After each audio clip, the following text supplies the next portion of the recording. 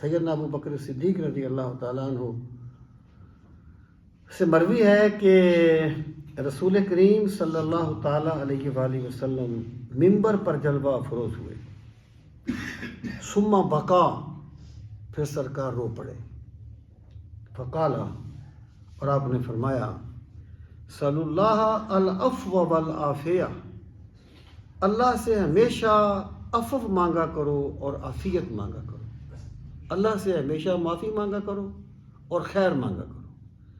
یعنی بندہ کبھی یہ نہ کہے کہ مالک مجھے آزما لے، میں بڑا پختہ ہوں، مجھے مشکل میں ڈال، پھر دیکھنا میں کیسے استقامت کرتا ہوں۔ بندہ کبھی اپنے لیے مشکل حالات نہ مانگے، بندے کو چاہیے کہ وہ اپنے رب سے جب بھی مانگے خیر مانگے اور عافیت مانگے۔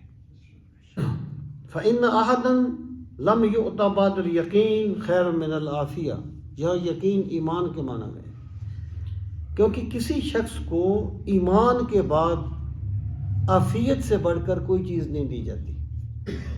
جب اللہ تعالیٰ ایک بندے کو عافیت دے دے، وہ یعنی خیر دے دے بندے کو، تو اس سے بڑھ کر کوئی اللہ تعالیٰ کی نعمت نہیں ہے۔